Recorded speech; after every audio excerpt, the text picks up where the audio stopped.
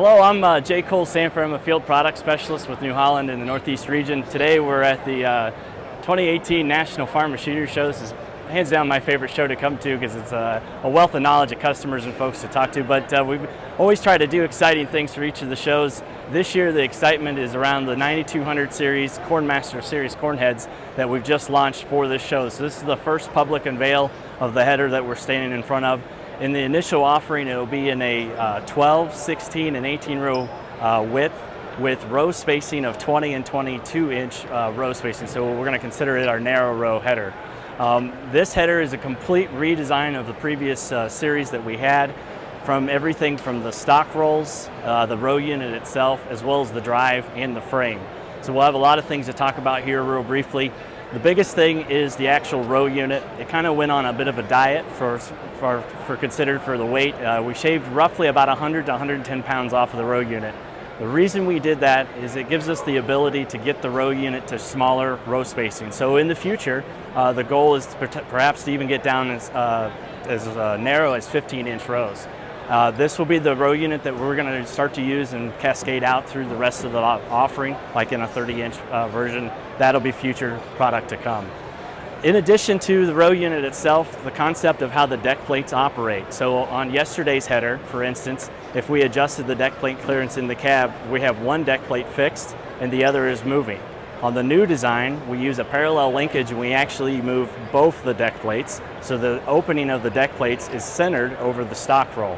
A huge gain in all kinds of different facets when we do that, from a perspective of picking cleaner. So this header picks anywhere from 8 to 10,000 pounds less of material other than grain per hour than competing heads, including our own previous design. Also for butt shelling or header losses because of how that deck plate interacts with the crop. So then the other thing is that the header can be a little bit more forgiving of the row selection. So for instance, if you're off a little bit of a row, the planter size versus the corn head becomes less of a factor with this type of row unit. In addition to that, we redesigned the poly dividers. The adjustment for the divider tip height is now much more simpler with a simple bolt right here that we adjust to change that height, which also holds our height control sensors. You'll notice we can also discuss about the two different option end dividers. Standard equipment will be a tall corn adapter that we can adjust to its high position or low position.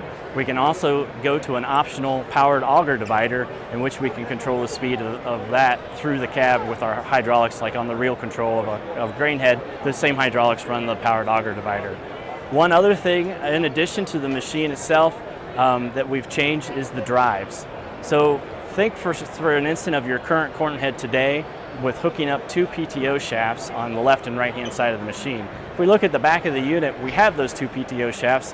One of the PTO, the left hand side, drives the actual row unit. The other one on the right hand side is an option. That drives the chopping unit. So we've separated out those drives for some future developments down the road to maintain chopper speed relative to the row unit speed. When you do that, you also are able to redesign the slip clutches, and they're designed for what they're going to be doing. So that's a really important feature that we were really excited about. It also removes any of the end drive functionality from the header. We actually have some gearboxes underneath that are going to be driving from the center, and then those output shafts will be controlling all the function of the machine.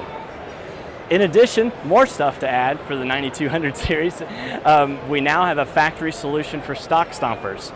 So one of the product requirements that we wanted because of the chopping head and even regular corn heads as well is the damage that you incur from tires after the harvesting process in corn. With the stock stomper solution, we can knock those stalks out of the way and save our tires on any of the equipment that we're running in the field afterwards. Those stock stompers are really easy to adjust. There's a storage position and a usage position.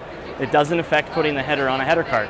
That's one of the big complaints that when we were talking with customers is the aftermarket kits that they were putting on sometimes interfered with being able to put the header on a cart. We've designed that in. We also have a quick release where we can actually remove the stock stomper off altogether and get it out of the way if we had to do any maintenance on the header.